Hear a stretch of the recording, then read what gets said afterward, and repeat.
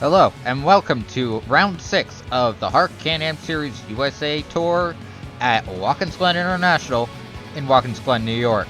We know it's been a while, but we're here to finish up the season. So, Aiden Shepard is on pole for what feels like the first race in 2 years, I think, as we get ready to turn left and right for the second and final time this season. Let's see if they can make it a cleaner one than the downpour at Blackhawk Farms. It's going to be a rolling start today as Aiden Shepard, Chris Dodd, Andreas Allen, and Caden Morgan lead the field to the green. 51 laps lie ahead as the Cavalry of 32 dives into turn number 1. Aiden Shepard in the 14, the Danganronpa V3 Camaro, I think that game's been out for a while now, pulls ahead as Alexander Rowe ran off a little bit in the back, but everyone makes it through cleanly. Andreas Allen runs second, tight end Curtis is third, Chris Dodd battling Trey Wright for fourth as they head down the backstretch. Car number 39, the Hardee's Camaro, tries his luck on the inside, but he does not have the momentum, and Aiden Shepard will keep the lead. The field is still mostly Noah's Arc formation, coming to end lap 1. Nathan Orman thinks he has a tire going down, but Audra Baranowski forgets that the 3 is a solid object, as that causes a bit of a jam up. Bobby Jones, Shrimp Banquets, James Gibson, what the hell is the 3 doing? Oh my goodness, almost put Ozcon into the pit wall, as they are 4 wide for a little while down the front stretch, as Enkritz looks like he's going to get the heck out of there. Yep, he does. They're still 4 wide, but they somehow make it all work. And so, 49 not happy with Nathan Ormond.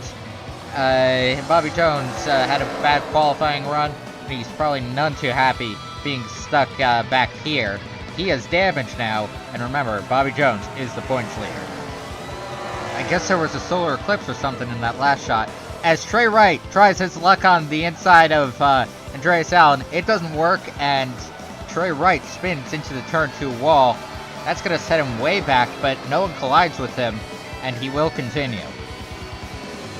Tight end Curtis of Clintonville, Wisconsin, skirts his way on by car number 14, and takes the lead with a daring pass through the inner loop on lap 2. Again, it's lap 2 of 51. There's plenty of time. Dan Curtis has been around in HARC for a while. He has run that entry before, the Scott Bloomquist machine, but HARC told him he had to put a number somewhere on it this year, so he put a big number 0 on top. Number 14 of Aiden Shepard tried to make a move work at the inside of turn 10, but whoa! Mitchell Carter, good save. Yeah, Carter keeps it straight and he's still going, but Dan Curtis leads the lap. Said lead wouldn't last too much longer, as Aiden Shepard moves his way to the inside, and 4 cars under a blanket briefly, as Shepard pulls away, up through the S's. James Shelley almost slide jobs car number 0, as Andreas Allen tries to find some room to race. The 2 cars covered in sponsors, James Shelley, the Outlaw Body Shop, Lumina, and tight end Curtis in car number 0. They go side by side for a little while. Shelley drops back. Shelley entered turn 3 this lap in second. He's now down to 5th, as Mitchell Carter in car 88 attempts to find a way by car number 12. Bobby Jones is mired all the way back in last now. As mentioned, he's the points leader. I don't think he'll be the points leader leaving this one, sadly. Shrimp Banquets also had to pit, as did Nathan Ormond. Officials have asked to speak with Nathan Ormond and Audra Baranowski to hear their sides of the story on that one. They didn't sound too displeased with Baranowski, but they really weren't happy with Nathan Ormond. After all, Ormond did almost put Ozcon into the pit wall. As it turns out, we've actually got an onboard shot, onboard car 91, the Stockholm native in the Regina Builder entry. Actually, he did clip the pit wall, so we missed that part. But, yeah, Ozcon, Ozcon I don't think is going to be happy with Nathan Ormond after this. Death, taxes, and another bad run for Alexander Rowe, Rowe crashed heavily at Michigan. He was very lucky to escape, only a bit of a shakeup from that horrible impact right near the driver's door into the Hans device by Ryan Bolton as they were crossing the line. That destroyed one of the JB Motorsports entries, one of their cars, and he's been trying to claw his way back up ever since. He had a good top 10 run at Northumberland, but it doesn't look like he's getting that today as he's mired all the way back in the field. Caden Morgan in the Napster Oldsmobile is looking for something to turn around his season. He finished dead last at Jennerstown race 4, and he hasn't done too much else this season, except for that early flip at Blackhawk Farms in the pouring sun showers. That was a weird one, but yeah, he was able to continue on from that one, which was pretty cool. But yeah, he has not done much of anything. The main native, he's still looking for his first HARC win. He did win the redemption race at Flat Rock in 2017, held to kind of make up for the horrible 2016 race with 27 yellows. But beyond that, he has not placed first in HARC. Mitchell Carter takes it side by side on the inside of Aiden Shepard to take the lead. 1 lap ago, Shepard had a lead of a second and a half, and well, now he's back to third as Ryan Bolden of Kennedale, Texas, goes for second. This is a pretty emotional race for the Prudence Littlejohn crew, apparently due to a connection within Kip Hit Motorsports. So they really want a good run today. Bill Littlejohn did win the HARC Lights race the other day, but Prudence isn't doing very well. She's running back with James Gibson, and they're trying to get by the lapped car of Nathan Ormond. Derek Hamill was the winner of the other road race this season at Blackhawk Farms. That was some very odd weather that they had in Illinois, having a sun shower of such ferocity. It's like something you'd see in Florida, which is where Hamill's from. The Glencoe Giant, named as such because he is a very large man, very nice one though, he's looking for a little better. He's running about mid-pack, so the race is still very young. It's only lap 10. Aiden Shepard presses his luck on the inside of car number 88 and will get by the Chatham, Louisiana local and takes the lead heading up the hillside. Another lead change here at Watkins Glen. Hey, remember when I said that Aiden Shepard had the lead? Yeah, J.K. Lamau. Mitchell Carter pulls to the inside, and he's going to get by car number 14 and take the lead back. This is going to be one heck of a super speedway shuffle, it looks like, here at Watkins Glen of all places. And again, this is a pretty fast track. Cynthia Van Klompenberg has had an up and down season. She was fresh out of the basic course at Fast Track when she shocked everyone by winning at Michigan. She took up the advanced course, which she's hoping to finish up at the end of the year. And the Klump, I'm sure she didn't think that she'd be getting a racing career going now in her mid-40s, but she's been a popular one in the garage as Josh DeCooley almost crashes the car. There's been a lot of close calls here today. Wherever HARC ends up going next year, I hope the best for the Klump. I think she can definitely get a professional career started. DJ Curtis is a 5-time HARC winner. He was the favorite to win the title in 2017, but got dicked over by Taylor Price at Devil's Bowl, and his whole season kind of fell apart. Of course, Taylor Price isn't with us any longer. He's also running midfield.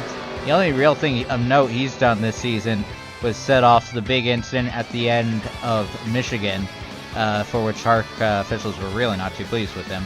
But beyond that, it hasn't been too much of a season for DJ. Josh King has had an interesting season, to say the least. He's dead last in points, but it's not for lack of trying. He made it 6 wide at Michigan and led briefly before he fell back. He barrel rolled at Batesville. God, that race was a farce. Thankfully, I've heard Batesville has really improved in the last couple of months. And he was the pole sitter at Northumberland. He got involved in about 5 incidents, still finished in the top 12. He's running 10th right now. Let's see if he can bring it home in one piece. You're not really missing anything up front. It's still Mitchell Carter, Ryan Bolden, and Jack Halleck. That's your top 3. As Bolden a little too far back to make a pass. 4th is Aiden Shepard. 5th, Andreas Allen. 6th is Caden Morgan. 7th place is James Shelley, with 8th Brandon Crassa, 9th Josh King, Chris Dodd, and Titan Curtis rounding out the top 11. They're coming up on the lap car. Bobby Jones in car 49, the Umpqua Bank Camaro, as Bolden tries to get by, but throwing the block is car 88, and he surges ahead through the bus stop chicane. Bobby not really playing nice with the leaders. Probably not a position he's in too often, but definitely no need to take it out on the rest of the field. It's the battle of the Erics. Eric Monaco in 1X, Eric Cardona 23. As Monaco gets into the wall, they're battling for about 20th. Zayden Davidson gets by in the grip clean entry in the Mustang. Eric Monaco, I can't think of anything in particular he's done this season, except for skating and sliding his way to a 2nd place at Black Hawk Farms. He almost won that race. I guess rain racing not too dissimilar to running on dirt, but unfortunately he spun off one too many times. The Halmar Camaro, he's not done a whole lot to make the highlight reel, but he's running 5th in points, so clearly the results speak for themselves. If there was an award for misaligned numbers on race cars, Josh Shakuli would win first prize. That number 2, oh my goodness, that right side. But in any case, Shakuli, he's a New Yorker. He's from Brooklyn at the other side of the state. But he has had a couple of flashes of speed throughout his HARC tenure. His teammate, Caitlin Sang. Sang is the 2017 HARC champion, based purely on consistency. She did not win a race in 2017, but still brought the title home. In fact, Sang almost won here that year, but lost in a photo finish. Jack Halleck in the 32H, the Dollar Tree Camry, makes it a 2-for-1 deal on the inside of both the 14 of Aiden Shepard and the 7 of Ryan Bolden, as he chases down the 88 of Mitchell Carter. It's been the Mitchell Carter show for a couple of laps. They're approaching the first round of pit stops. Well, so strategy might soon come into play. James Shelley and tight end Curtis trying to get by the slow car Bobby Jones still. Yeah, they still haven't fully processed the 49 car.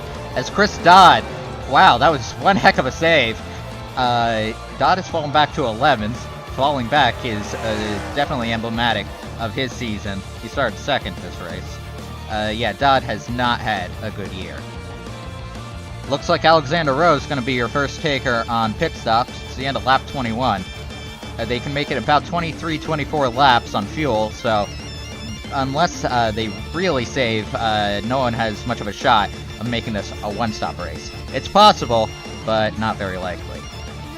Jack Halleck has spent about the last quarter lap drafting car number 88, Mitchell Carter, and he makes his move on the inside, now to the outside of the bus stop chicane, and through turn 8, he has the advantage and takes the lead for about a second, but Carter gets a good run into the turn, despite being on the outside, and exiting the bus stop, Carter gets another good run, and they are side by side, going down the straightaway and into turn 10. This is the only area with a sand trap on this track now. This track used to be covered in sand. And it looks like Ryan Bolden is committing to the pit lane, as is Caden Morgan and Josh King. So pit stops have begun for the leaders on lap 22. As the pair of them race down the front stretch under the I Love New York sign. And to the line, it's going to be Jack Halleck leading that lap. So here's who's pitting this lap. Dodd's in, Morgan's in. Then Curtis, Troy Wright, King, Bolden, Zayden Davidson, Alex Allen, that's Eric Monaco, Bobby Jones, the lapped car, as Morgan heads out of his pit stall and side by side with car number 7, as I believe that's Steve McDougall as well, as the 88 and the 0 collide on pit lane. HARC, I don't think is going to like that, so we'll have to see if they investigate it. Van Klompenberg and Monaco also pay at the end of lap 22 as the rest of the field is in. It's Halleck, Carter, Aiden Shepard, Andreas Allen, Brandon Crasta, James Shelley, Josh Shakuli, Daniel Boyles, Derek Hamill, DJ Curtis, Carlin Dumian, James Gibson, Eric Cardona, as I think that was a 3-car, he's already pit. Prudence Littlejohn is in, and I believe everyone else has had their service at some point. On the outlap, Steve McDougall's all over the back of DJ Curtis, and he spins him around off of turn 9, so Curtis loops the car, as Carlin Dumian is around in the back as well, spun by Prudence Littlejohn, I believe. HARC's going to take a look at that, and they've asked to speak with the drivers of cars 83 and 78 after the race. Caden Morgan decides it's his time to lead the race, and goes side by side with car number 7, the Air Force Dodge Daytona of Ryan Bolden. Bolden gets a good run off of turn 8 and into 9, and will keep the lead. It's lap 25 of 51, so they're about halfway through. Morgan's not ready to give up though, as he overtakes car number 7 going into turn 1, and to the lead is car 04. Caden Morgan, this is a second home for him, New York State, his other one being Maine. Dan Boyle stuck behind the number 49 car as Josh Shakuli and Cynthia Van Klompenberg surge by. James Shelley makes a 3-wide pass off of turn 1 and will take the spot from both the 88A of Chris Dodd and the 38 of Trey Wright. This is a battle for about 13th, 14th place. On board Ryan Bolden, more side-by-side action between the leaders as Caden Morgan and Mitchell Carter are fighting for the top spot, and it's going to go to Carter as that's a bad run off of the turn for the Air Force Dodge, and he's going to fall back to 5th. Alexander Rowe is, oh whoa, that was quite the save by Zayden Davidson in the Grip Clean Mustang, and now he's using it as momentum to try and get by the 83, the Bad Boy Mowers Mustang of Steve McDougall. It doesn't look like that's going to work out quite yet. James Shelley just in front of the 9, as Bobby Jones being a brick wall as he has been today. There's no need to take out your anger. I mean, I do know you're angry after the first lap accident, but there's no need to take it all out on the rest of the field, Bobby. As Rowe has made his way up through some flyer laps, and excellent pit work by the crew down in the box. James Gibson giving him some draft up through turn 4 and down the backstretch to overtake the 49. Looks like they're going to clear him as they're almost 3 wide. They are very briefly 3 wide through the inner loop. McDougall, Monaco, and the 49 of Jones. And McDougall lays on the 49, and he is around through the exit of the bus stop, and he has collected Derek Hamill, who's sitting up against the tire wall. Well, that's going to need a replay. Taking another look at that as 83 and the 1X get together. No, actually, Bobby Jones just turned down into the 83 as if he wasn't there. And McDougall collides with the 1X trying to save it, and up into Derek Hamill, who was just in the wrong place at the wrong time. And Hamill's going to be your first retirement of the race. We still have an excuse to head back to the trailer and enjoy some Oreo brand Oreos while he signs some autographs for the fans. So yeah, tough break for the Blackhawk Farms winner, as McDougall limps the car back around the track. There's still 22 laps left in the race, plenty of time to recover, but with that damage, I don't think that's happening, and that's not going to help his matters. Oh goodness, but yeah, that's a darn shame for the 83 crew. On board Nathan Hudson in car number 8, as for whatever reason he and Prudence Littlejohn choose the outside line to get by the 83 car, while McDougall limps it back. I don't know why they did that, but thankfully it all works out. Hudson has not had a good year, nor has Littlejohn. Nathan Hudson is a two-time pole sitter, but the results have not been on his side. I wonder if Dan Voiles had a wartime flashback when he went by that sign near turn 1 for the first time. If you didn't notice it, it's a picture of him barrel rolling here in 2017 with the caption, "I count 13 rolls." It was set up by the track crew here. I hope Dan recognized it as all being in good fun. But yeah, Dan, he's someone who lets his results speak for him and doesn't let too much get to him.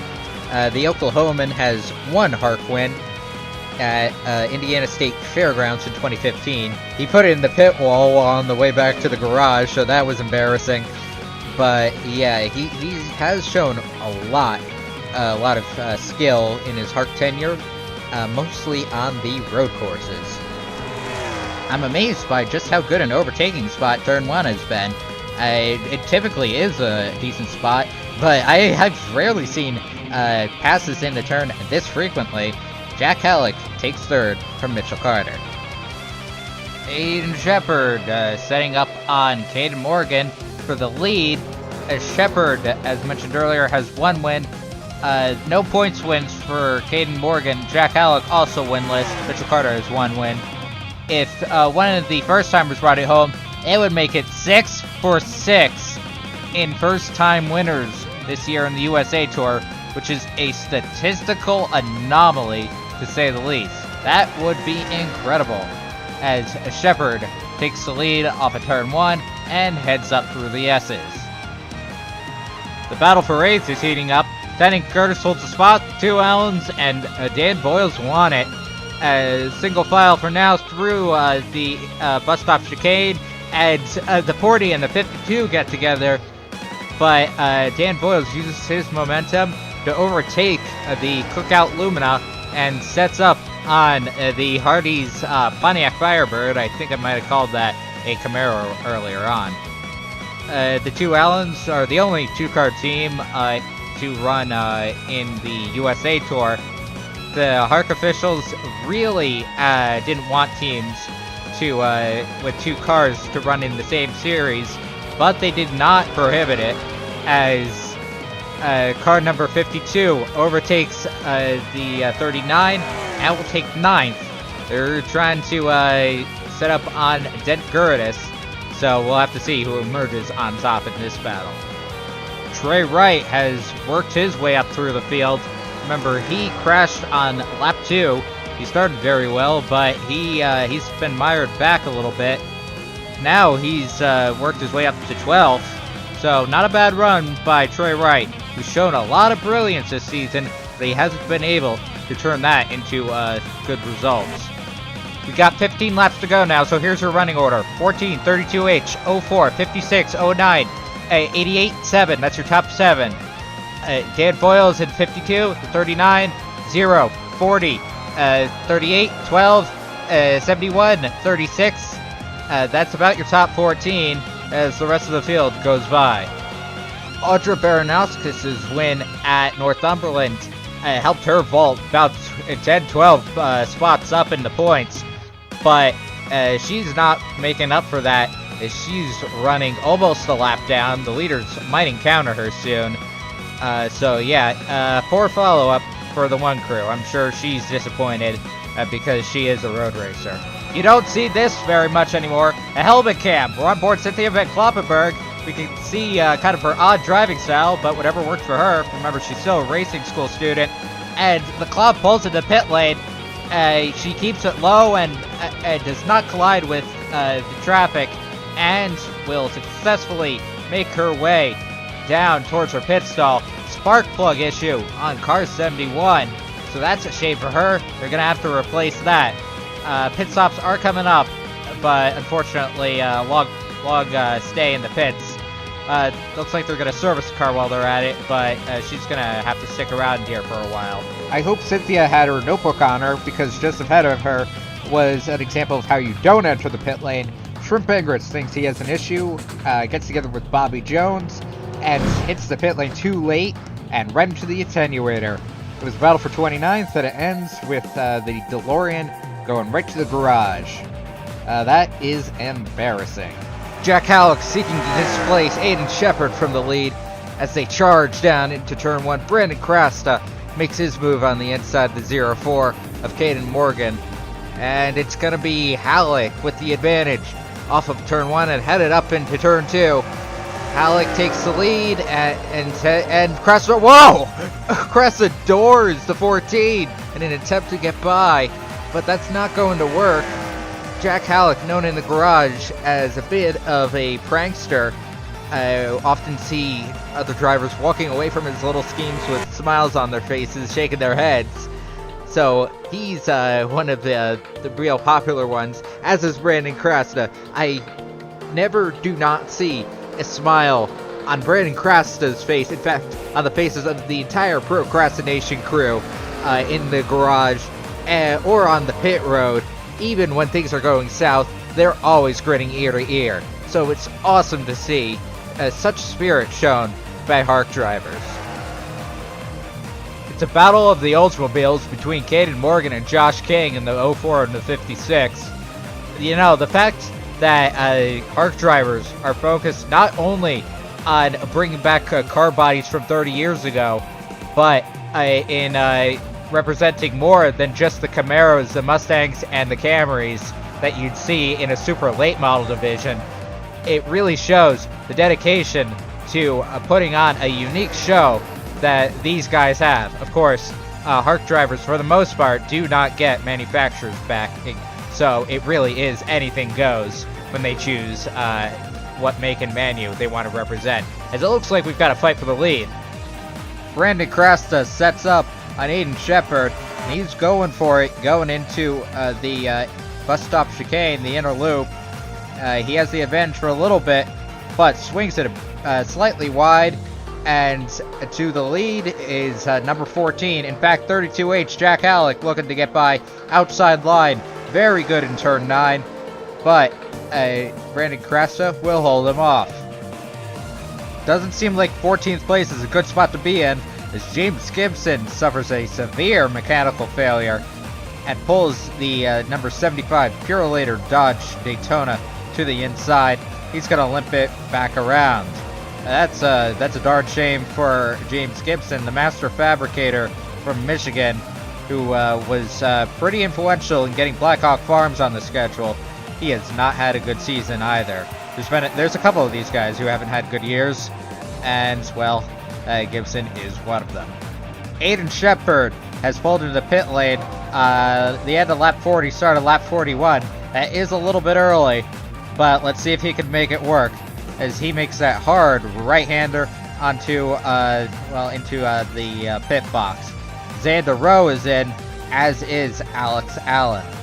Jack Halleck and the rest of the leaders are in at the end of lap 41. It's going to be a gamble to if they want to emulate what Aiden Shepard did or not. Shepard only took 2 tires, so he got back out there pretty quickly. Now this is a neat shot. We're in the pit box of Brandon Crasta. What is that written on the box? Oh my. And your final cars to hit the pit lane will be Dan Boyles and James Shelley in the 52 and the 12. They led for a little bit, but now they make the log 45-mile-an-hour trek down pit lane. Lap 42, start of lap 43. Alexander Rowe's pit crew needs more than a pizza party. They need a raise, maybe even a drug test, because they got him out very quickly. He's going for 6, and he takes it from James Shelley, as it is 3 wide through the S's. Shelley, Crasta, and the left car of Nathan Ormond. Ormond actually pulls ahead a bit, and is now holding the hell up out of the 09 car. Crasta doesn't have any of it, and pulls to the inside. But Alexander Rowe had a very quick stop. Apparently, they took 2 tires and no fuel. So Rowe's going to have to play a bit of a saving game if he wants to make it to the end. Jack Halleck and Aiden Shepard have pulled away, so it's now a battle for third as Caden Morgan gets into the turn 11 wall and spins. A little bit of damage for the 88 of Mitchell Carter and 52 of Dan Boyles, as Josh Cooley gets into him. So I think he just got a little too over his head. Probably had his eye on the prize, and sadly the race isn't over yet. So that's a damn shame for the Napster Oldsmobile. The crew's telling him, pit crew's telling him to stay out. So he'll nurse the car home, and it remains to be seen where he'll finish. Aiden Shepard has about a 2.5 second lead over Jack Halleck. They are well ahead of third place. In fact, Shepard leads third by 8 seconds. I'm not quite sure why the gap. I think they just got their tires warmed up faster than everyone else. And clear track also helps, as there's a hectic battle for third place behind them. And when you fight, well, yeah, you lose ground to those in front of you.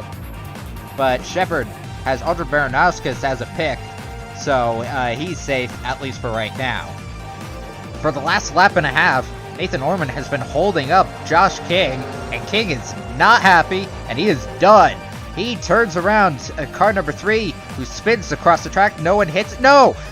He gets hit by Josh Sekuli, and Sekuli has a big hole in his radiator, so that'll take him out of the race through no fault of his own. Tough break for the Brooklyn native, as Orman limps the car away. Oh my goodness, there's probably going to be some drama in the pit lane between the drivers of cars 2, 3, and 56 and their crews, as Orman skips the pits. Wow. Officials have asked to speak with Josh King after the race. And so, well, they already wanted to talk with Nathan Ormans, and now they really don't sound very happy. Taking another look at that, as King just gets in the back of Orman, several drivers thread the needle to get by. James Shelley probably has a massive load in his pants.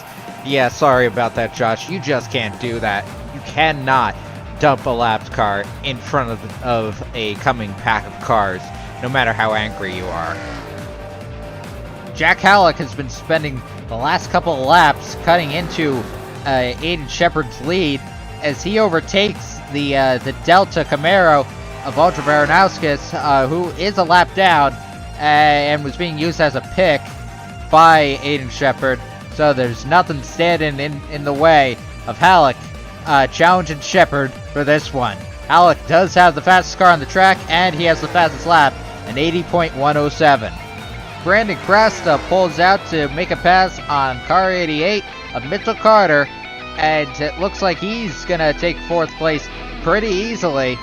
And now he's using momentum to encroach upon car 52, the road racer, Dan Voiles. He is on him like Donkey Kong, as the 09 now has the outside going through turn 3.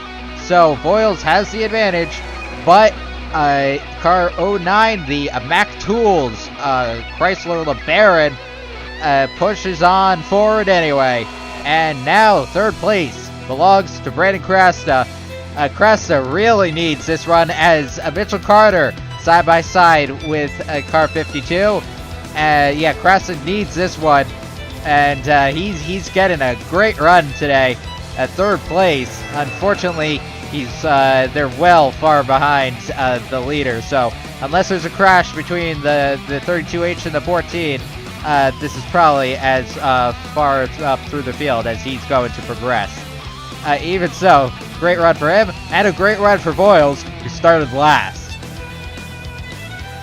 James Shelley ready to move on the inside of car 40 of Alex Allen, and we haven't seen too many passes started and completed through turn 10, but Shelley gets it done, and he now runs 8th. So solid performance for the Deutschlander, who now lives in Virginia. Right in front of him is the number 7, running 7th, of Ryan Bolden from Kennedale, Texas. So Bolden having another pretty solid run. He was fighting for the lead earlier. That unfortunately didn't work out, but even so, that's a solid performance, as they almost got together there. Nose to tail, running a Truly train up the hill and into turn 4. Britain's Littlejohn is up a couple spots. She spent most of the race down in the low 20s, but she's running 14th. Hopefully she doesn't blow up, because 14th has been a cursed spot today, it seems. Nathan Hudson hasn't done much this season of note. So 15th place, hopefully he's okay with that. Caden Morgan is definitely not okay with his performance, though. He's about to fall outside the top 20. That's a shame. He's trying to hold off tight end Curtis and Chris Dodd, who were both up front earlier. I'm sure the mechanics at the zero team are going to have quite a few questions to answer after this one. The flagman just showed the leaders 2 laps to go as Jack Alec works to overtake car number 14, the Danganronpa V3 Camaro of Aiden Shepard. That's Sumet Ozkan, the Regina Builder 91, the Chrysler, who's a couple seconds off, but I don't think he'll get in the way, as Halleck now holds the lead, heading down the backstretch, past the Zippo signs, and towards the inner loop and the bus stop. Jack Halleck had one HARC start before this season, coming at Motegi in 2017. The jokester, he's not taken too seriously in the garage, but coming off of turn 11, Jack Halleck proves that his racing ability is no joke, and he will win at Watkins Glen. And that makes it 6 for 6 in first-time winners this year in the HARC USA Tour. Unbelievable. So Jack Halleck brings this one home. Aiden Shepard has to settle for second. He led the most laps and was the pole sitter. So tough luck for him, but nothing wrong with second place. Third place goes to Brandon Crasta. Bottom step of the podium. I'm sure he's going to be grinning ear to ear with a good run like this. Fourth place, Mitchell Carter, who led a good chunk of the early couple of laps. Fifth goes to Dan Boyles, your hard charger, who started dead last. Sixth is Xander Rowe, ran out of fuel on the cooldown lap. Wow, Rowe is really getting stuff done. Our seventh is Alex Allen, and eighth is James Shelley.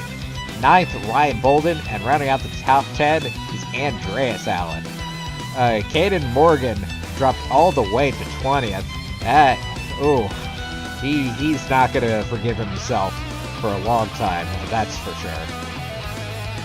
Jack Halleck is your points leader now, 15 points ahead of Steve McDougall, 17 ahead of Bobby Jones, and 19 ahead of Sumet Ozkan, 23 ahead of Eric Monaco. Nathan Norman might be getting a points penalty. He's 26 back from Halleck. Halleck was 14th in points exiting race 4 at Jennerstown, so that really shows what can happen when a couple of the leaders have bad runs and you have a good one. The original intent was for round 7 to be held at the Southern National Motorsports Park in Kenly, North Carolina, but plans have changed, and now we're going to Hudson, North Carolina at the Tri-County Motor Speedway.